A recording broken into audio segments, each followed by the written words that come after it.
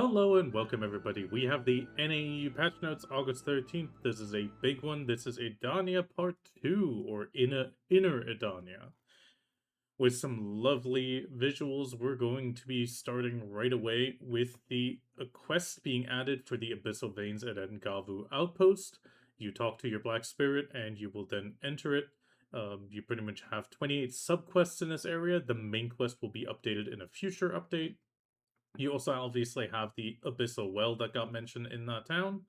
You also discover Tachyon's Legacy. Discovering Tachyon's Legacy grants special rewards. Tachyon's Legacy can be started at locations marked by a blue effect, kind of like the ones in Edania Part 1. After discovering these legacies, you can pass the trial to receive the Agris Gold Coin, and you can then exchange these for a few items, which includes some Nev fragments, which we'll see a bit later, fusion shards, perfumes, well, the upgraded perfumes. This scales, however. It always starts with regular exchange, and it goes to Tier 1, Tier 2, Tier 3, bringing in more items, some sharp black crystal shards, the Nev fragments in larger amounts, and Twilight of the End earrings and rings. But we'll get to that in a little bit about those items if you have not heard of them yet. Obviously, we have the boss subjugation starting for the Inner Edania bosses, Agris, Margahan, Elion, and all. Entry requirements are as follows. For Agris, where you're looking at 405 sheet with 485 DP. Marghan's going to go up to 410, 490. Elion's going to sit at 415, 495. And all will be sitting at 420 to 505. Obviously, they also added the subjugation quest, but if you do your calf rest this week right after reset, you won't be able to do it, even if you get some upgrades. Either way, speaking about upgrades, we get a few items in the boss that are the same. The pieces of Adana are the same across all bosses. We have the Twilight of the End earring being exclusive for Agris. We also have the Embers of the Enix armor, fusion shards, Ned's fragments, and then otherwise the standard stuff, with the Apeiron earring being a chance drop. Margahan upgrades the earring for a ring, and you have the helmet and armor Enix pieces. Then on Elion, it upgrades to helmet, armor, and boots, with the belt being introduced here. Again, all the previous chances as Apeiron. And then at all, we have the necklace being dropped as a Twilight, all 4 pieces of the Embers of Enix, and otherwise the full chance for all the Apeiron accessories. Defeating the boss earns you the right to become an Adana, just like the other ones. There have been some changes. Overall, you will only be able to enter now with all AP Dawn Crystals. You will not be able to use DP Dawn Crystals anymore. The crown granted to the adventurer who ascends the throne is sent to the Ngavu storage. Otherwise, the principle remains the same on how to apply. The entry requirements are the same. Edania privileges are for those that are interested. The base amount is 17 million for the first, 19 for the second, 19 billion for the third, and 23 billion for the fourth one. Overall, the taxes are 0.3, 0.35, 0.4, and 0.45, with the entry going up in 10 million increments from Zephyros, so 110 up to 140 million. The crowns do look pretty nice. They are pretty solid, especially the Margahan. I would love to have them one day, but I highly doubt it. But either way, we're going to continue on. They added a small mechanic using Black Spirit Rage during the Inner Edania boss fights. Monsters affected by this mechanics have a unique HP gauge, so when the HP gauge glows red, you can attack with the Black Spirit Rage 100% skill to fill it, and this will then clear the mechanic. That can make it worthwhile to keep your BSR prepped. Then we obviously have the new monster zones for each zone as well. So we have Apeiron Temple, followers of abundance work the fields. We have a divine golden tree. The recommended AP and total stat is 400 and 2090, with the recommended DP 470, 810. So it does not seem to be the upper cap. I'm actually surprised they still haven't released the upper cap on that. Maybe I can look into the monster zone info in the background. Let me just check on Inner Edania. The total AP on Apeiron is sitting at 2,110, so we are seeing a bit of discrepancy there, and definitely a bit more of an increase. Overall, the spot drops the new Edania Crystal in Wand version, plus 30 Edania Monster AP in this case, You also have the Pity, obviously. The Silent Fragments remain. You have the Armor Enix and the Earring Pieces, and the Yellow Dye being introduced. You also have the Broken Vestige of Goldroot, which is pretty much a little box that includes Twilight of the End earrings and some extra goodies, which I believe was the shards. Oh yeah, the Embers of the Enix. The trash loot sits at 155,127 silver. Otherwise, there's some titles here, obviously. Agris consumed is 14 per all mobs. Then we go to Margahan. This is not going to be reachable for a lot of people, I believe, but with the AP starting at 405 with a total of 2,220 recommended, a DP sitting at 830, that's not going to be an issue for most. We see pretty much the trash loot increasing, the crystal changes to Bon, Embers of the Enix helmet, and here we have earrings and rings. The yellow remains, otherwise everything else remains the same. Trash loot increases a bit to 160,539 silver. Agris is also a bit split. The Enslaved Overseers consumes 25, while the others 15. Then we have Elion 410, 2,340. The recommended DP 490, 840. Here we see the Ember of the Enix shoes go in, earrings, rings, and belt. The belt is the new one. Otherwise, we also have the Jin Edania crystal, or Inner Edania crystal. Otherwise, everything remains the same. Trash loot there, 181,042 silver. We also have Agris Fever consumed in different brackets. So we have the few mobs taking 14, 3 other knights taking 20, and the Priest of the End 252. Then we have All's Domain, the Arisian Temple, 415, 2,455. That's very beefy, but at that point we are introducing pretty much all the accessories, including the necklace, the Han crystal in both the Pity and full version, and the gloves. Otherwise, we also have the white dye being introduced, and the silent fragments are still here. Otherwise, the trash here, 171,000 silver on the trash there. Agris consumption sitting at 19 for most of the mobs, and the Reforged at 40. Then we have the Party Spot 3-player zone, Elion at 415, 2,455. And DP sitting at 500 and 860. Here we pretty much have everything that all has, except for we have the shoes, which I believe, yeah, the gloves were at the single spot. The party spot's going to drop the Embers of the Enix shoes. Otherwise, we also have the white dye and all the accessories. Nothing too crazy there. Trash loot there at 186,458 silver. Otherwise, Agris consumption sitting at 23 for most mobs. Priest of the End comes back at 150, and the Elion's Resentment at 500. And then the Hadoom zone is also already present with 420, 2,570. That is very, very beefy. This place, however, also drops the final crystal, drops all types of Embers of Enix, all accessories, all dyes. This is pretty much the place to be if you want to get everything at once, but this is going to be a hard reach. 196,501 silver for the trash loot, 27 Agris consumed for most of the mobs, the Despairbringer at 50, Ibador at 100, and Spacetime Debris special at 120. Here we have the mention of the Broken Vestiges. It pretty much can be sold for NPC shops for silver or open to obtain items. The items are pretty much the Twilight of the Void accessories, or sorry, Twilight of the End accessories, and the Embers of the Enix. They also introduced weekly quests for Inner Edania for the Wan, Bon, Jin, and Han crystals, and the Fusion Shard being added as an extra bonus there. We also have a new item overview provided by PA. If you would like to check that out, I will try to put a link to that in the bottom. Otherwise, new accessories, Ekleta and Apeiron are here. Ekleta is converted from Nov or Deck Karazad. Apeiron is just a straight drop or created. Central market registration is only available for Apeiron. Then we have the base stats being high while they're low on the Apeiron, but the stat increase from enhancement is low for the one and high for the other. Enhancement materials are causality shard stones for the corresponding slot, and in the case of the Apeiron, you need the unenhanced Apeiron accessory for the same slot. Here we can see the massive difference. At base, the Ekleta sits at 43 and 1 DP, and the Apeiron at 24 and no DP. They only start meeting up almost at pen with 46 AP and 3 DP at the Ekleta, and the Apeiron sitting at 45 and 2.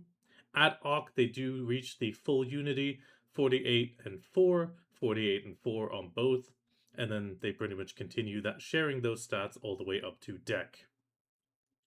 Details on the accessories, obviously, we just went through it. This isn't too crazy, but if you would like to check it out, do check out the link. Details on the enhancement for the Ekleta, as mentioned, was the Causality Stone, which will require 5 Twilight of the End matching accessory, 10 Caphras Stones, 10 Magical Shards, and 10 Essence of Dawn. You can mass produce this with the Black Stone Powder. Durability decreases by 20 upon failure. Crafter name is displayed on any successful enhancement. And here we can see it pretty much mirrors the Karazad. So at Tet to Pen, you're going to use 960 crons. With a base stack of 195, you have a 22% chance. I would say it is still worthwhile to upgrade your Karazad from Nov to Deck. Sure, this would be a progression path that would be possible. Try to Duo, try to Tet. And you are looking at very low cron costs, very low stacks. However, at the same time, I do believe getting 5 of the Twilight of the End might be your biggest bottleneck. So if you would like to go for a Nov Karazad conversion, do keep an eye out if these start going on market. If they're not going on market, you're probably better off pushing for that Tet conversion at the deck Karazad, just swallowing that cost of crons. It might be worth it in the end there. Especially considering the Twilight of the End accessories are sellable, but they will have a max price of 550 mil and a min price of 450. Then we have details on the enhancement of the Apeiron accessories. They pretty much, as mentioned, require a unenhanced one. You can make one, but I don't think this is going to be worth it. But if you take 10 Twilight of the End accessories, melt them with 10 Caphras and 10 Magic Shards, no Essence of Dawn needed, you do get one unenhanced one. Chances here, you're looking at a 240 stack at a minimum recommended by PA, going up to a 310. Chances, sure, 22%, that's not bad. 0 Cron Stones for Pry, obviously. Duo, you already shoot up to 2,160 Cron Stones, Agris Essence of 9. This is definitely a rough and very steep climb, especially considering that the stats are not going to be comparable to the Tet until Pen. And that is going to be 2,100, 2,200, and 2,490 respectively, just to reach that Tet to Pen. That is a lot of cronies. These are sellable, however, and we do have the market prices. So they're going to be starting at 5 bill, going to 35, 95, 160, 280, 230, 305, 395, 490, 600, 730, and a deck 930 bill. That is the starting price. Min obviously being a little bit below that, but the max price, which I do think a lot of these will go towards, you're looking at the base 5.5 bill, 38.5 for the Pride, Duo 104. These are probably going to be available, but that progression later on, it climbs hard. 176, 253, 335, 443, 434, 540, 660, 805, and 1.02 trillion for a deck. Those are the big things. I think 1 or 2 people might buy them, but that is a big bill to pay. We also have the exchange, obviously, for the Nov and Deck Karazads. You do need to complete the quest for your Black Spirit. You can then talk to Clorence in the new town, and she will have an exchange. The exchange quest can be completed even if it is reformed, so your stones will pretty much, if you hand over a reformed Karazad accessory, it will give you an Ekleta accessory while holding its reformed status, so you don't need to take the cup out. You can also do this exchange and receive the Ekleta accessory back into a Karazad. However, you can only exchange an unenhanced Ekleta for a Nov Karazad again. Forfeiting the quest will not return the item, so do complete the quest fully before you cancel. Otherwise, you can reform or extract Ekleta and Apeirons the same as before.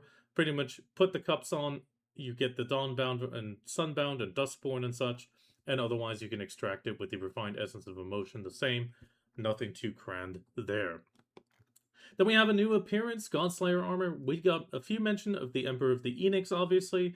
It pretty much uses the Embers of the Enix. You take 100 of these and then you get a box just like Orzeka.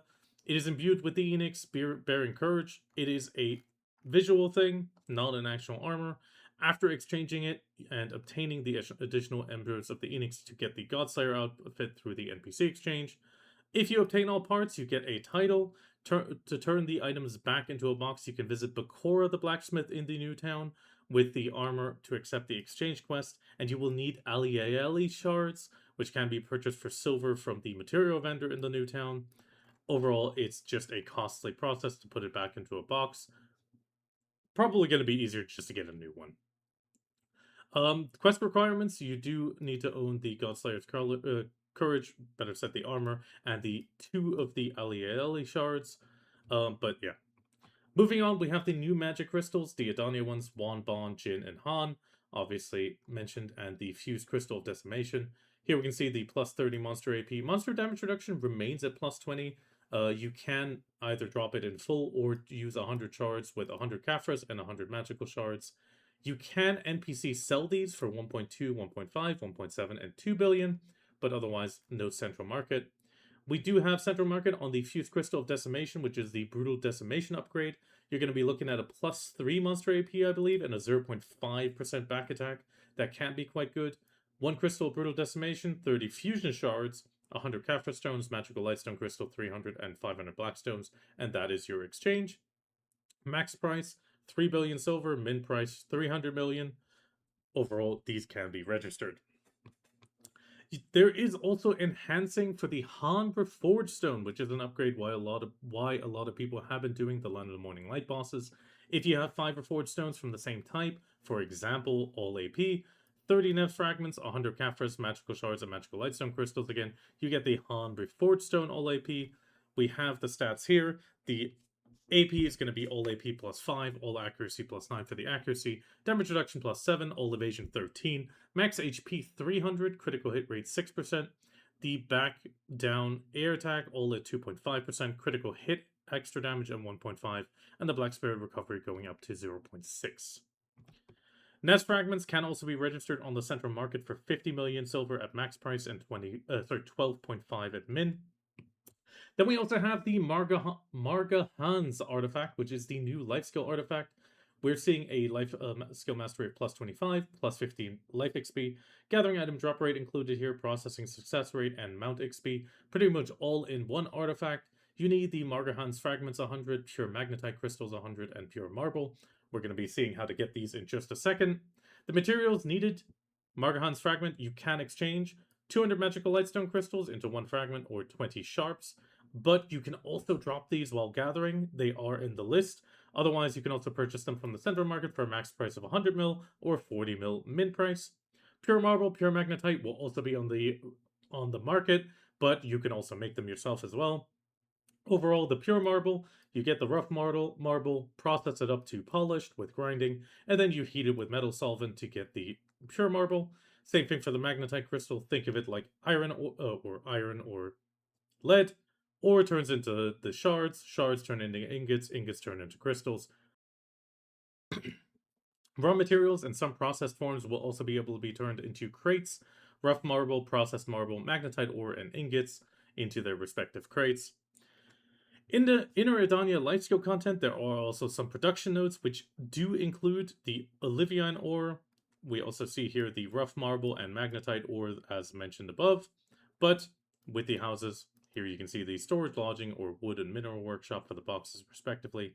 The mineral workshop to Inner Edania does allow the magnetite or rough marble crate and such. They also added 2 new prize catches, the Edania Gar for 216.77 million and the Kano Toadfish for 170.3 million. They also added the following gatherable resources to Inner Edania. So they have the Kafra trees, the spirit-laden version, elder trees, shrubs, wild herb, thicket, rock, and here we still have the vanadium and titanium. And this is the part that's interesting. We have the basalt, which includes the magnetite and Olivine ore, and the Margahan's fragments, and the marble, which includes rough marble, and also the Margahan's fragments.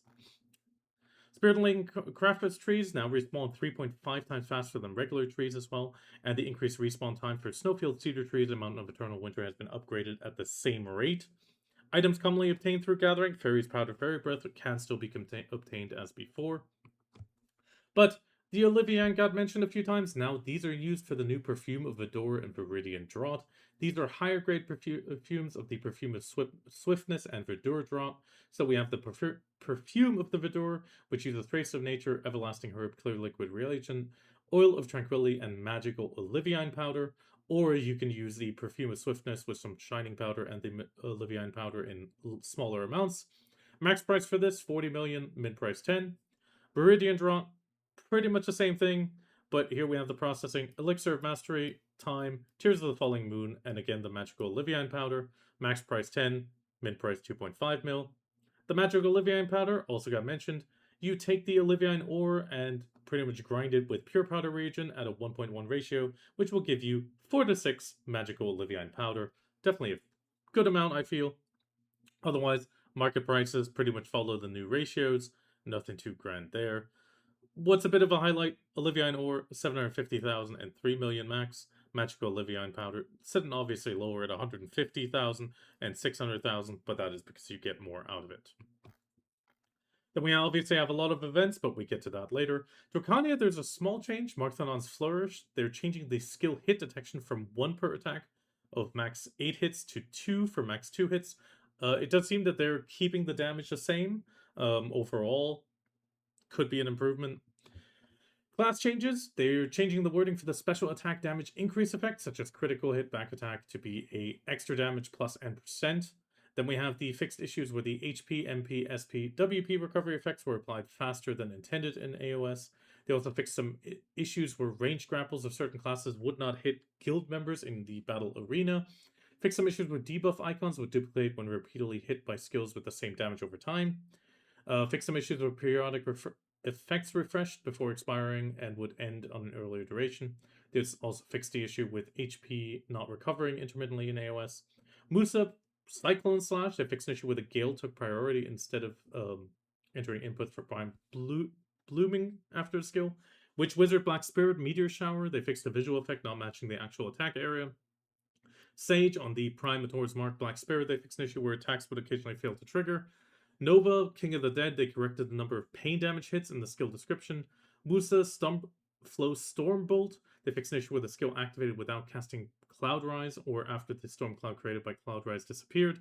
Same thing, changed the skill to continue attacking when comboing into Wing Beat while casting. And on Wukong's Tormenting Spike, they fixed an issue where some damage from the attack was not applied. With the damage numbers being so high in the new zones, we have the AP and damage reduction adjustments. We're getting some extra monster AP, so pretty much adjusted bonus AP and damage reduction gains as follows. From 397 displayed AP, bonus AP increases by 2 for every 2 displayed, and 481 displayed DP, bonus damage reduction increases by 1 for every 5. They also adjusted the extra AP against monsters per displayed from 310 as follows. So once you reach 310, and from 401, it also increases to 16 per 1 displayed. So here we see 395, bonus AP 242, extra AP on monster 688, and this goes all the way up to 450 being 297 and 1528. We're looking at some pretty big increases here, but the gaps between the zones do seem like you will need to get the stone of the previous zone just to get the upgrade. Excuse me, bonus damage reduction, pretty much very low increase here, but you do get a little bit. 531, you're going to see 101 total. Then they also implemented the first max character level cap at 70 now. You will not be able to go beyond this any further. There was some titles awarded to the level 70 or higher characters. Until the 75 expansion rates, all adventurers who reach 70 can claim the title. 70 from the challenge. Okay, that is surprising. Leveling achievement titles were also awarded for the previous milestones. These are unique. Yeah. Nothing too crazy here. Good titles. Power to them. There is some extra notes on the max character level. Once you reach the maximum level, you will no longer gain combat XP. This also applies to XP accumulated through tagging. Any XP that would exceed the maximum will not be applied. I do wonder if this counts the other way as well, of your main XP not going to your tag anymore. Death penalties and crystal destruction and XP loss will continue to apply as usual to at 70 and above. XP loss through death penalties can still be recovered with Allianz tier. Small thing, they reset the titles for the group chats. nothing crazy there. Primordial Pigment Extraction is now here. Extraction will no longer cost anything and is unlimited. Equips with effects already dyed using a Primordial Pigment now require the pigment to be extracted before dyeing the effect another color, so you do need to extract it. They also adding the optional to sell the lusters and pigments to NPC shops. You're looking at 50 million silver for the full luster and 5 billion for the full pigment. Following the additional, if you have extracted before using the primordial pigments before before it will be restored today with today's maintenance. They also changed that Old Moon managers no longer sell the purifying pigments, and silver equal to the shop sell price was also distributed.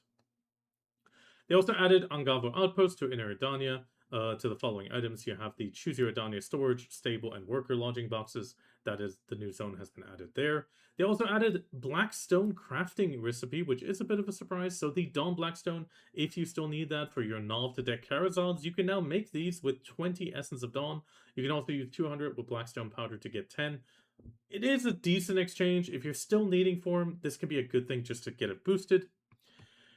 Monster-wise, we have the Gumiho Dukoshini being summonable now with 25,000 guild fame. Defeating these bosses grants 10,000 guild fame. These bosses can be summoned once per week, and they are summoned near the Western Guard camp. They do appear simultaneously, and defeating both summons will summon a further treasure chest, which will give extra rewards, or 2 obtained rewards.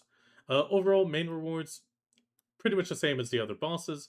We are looking at 9 to 11 1000 G gold bars, then 30 to 40 100 G, 80 to 110 Gs. Otherwise, the gold bars are also by subjugation scale. This is a bit off. It seems like the guild size has an effect on it, but it's mostly the 100 G and 10 G gold bars, or it's the summon rate or summon level. A bit unsure by this because it feels like it is not the summon level, but rather the guild size, but I could be wrong on that. They're also removing the highest tier monster zone tag of a few zones. So with these changes, 2 weeks after today's update, the highest tag tier will be removed and loot exclusive to there. So the oils, for example, will also move.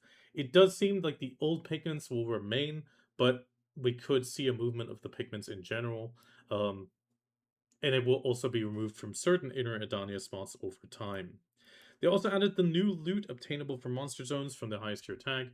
So the Sunset Primordial Pigment and Luster. You can also obtain the Crimson and Violet Lusters, which were previously exclusive to higher tier zones.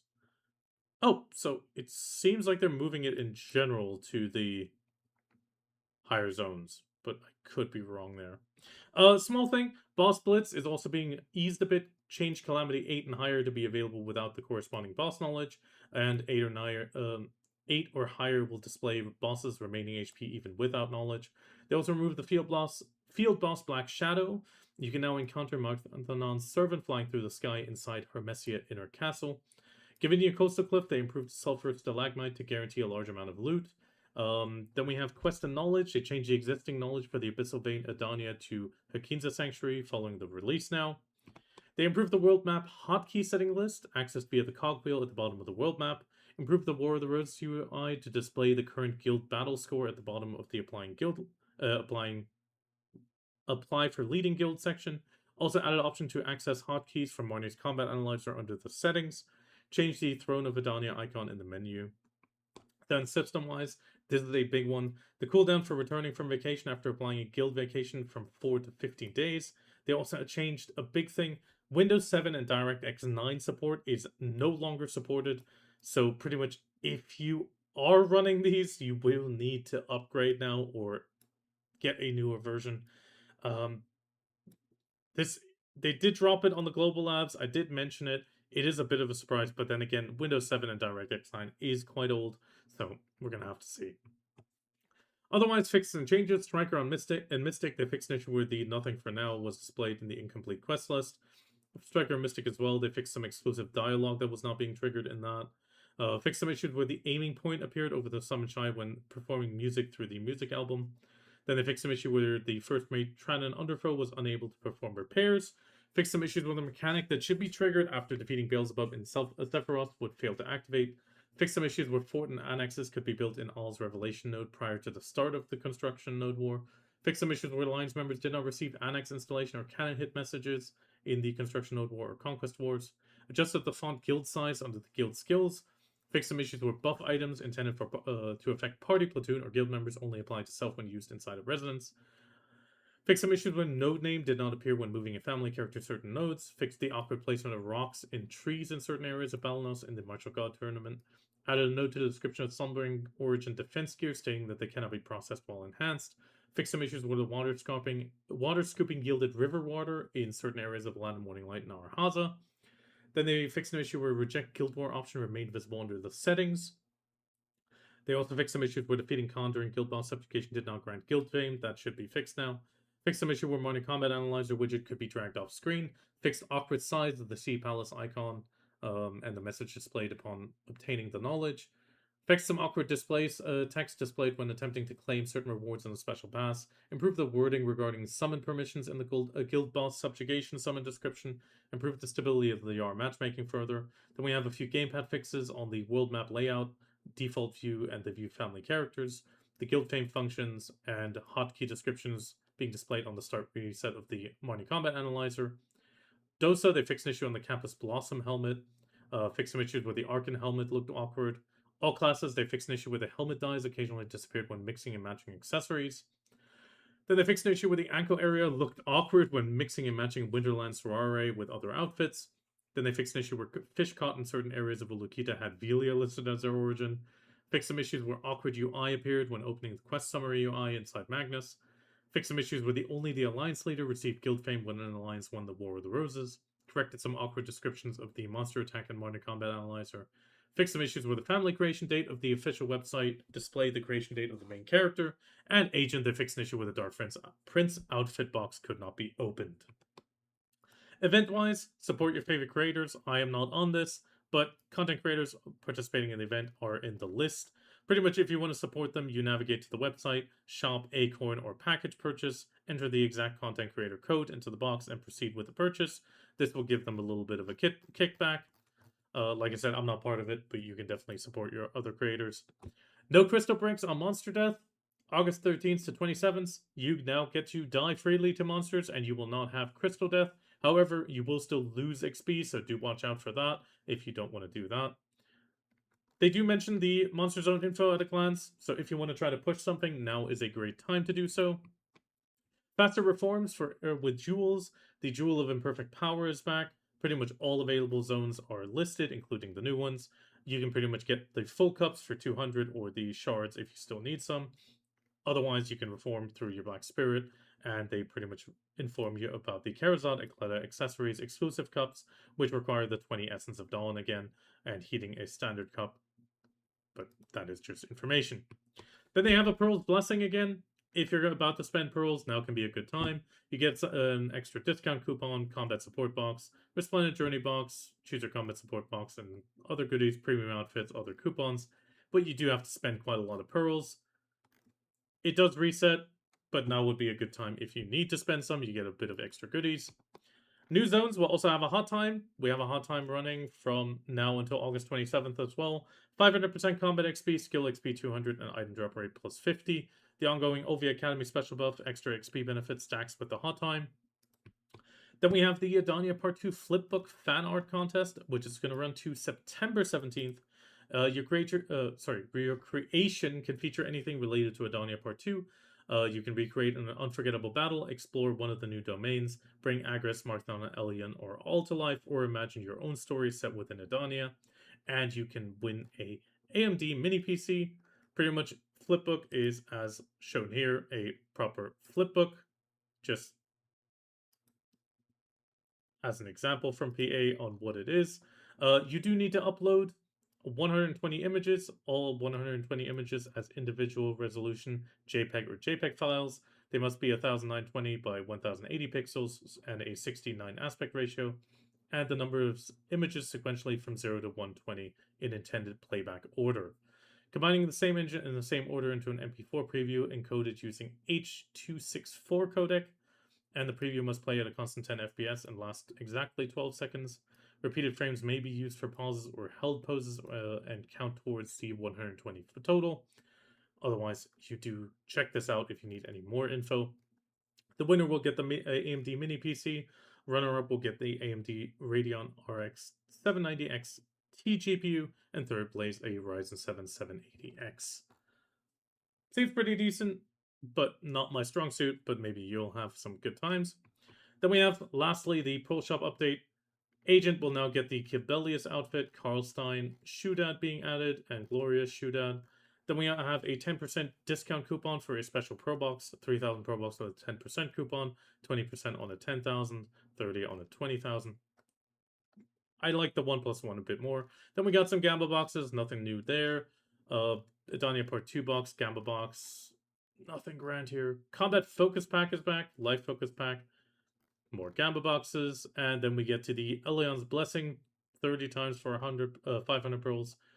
Choose your skill change coupon box for 500. The Brand Stones are back for 500. Angavu Outpost 1+1 for 8 expansions. Same for the slot, for the stable. Alice Coast +1 expansion, and also Angavo Post Worker Lodging, but only if you really need it. With that, I wish you the absolute best of luck, and I'll hopefully see you around in Edania Part 2.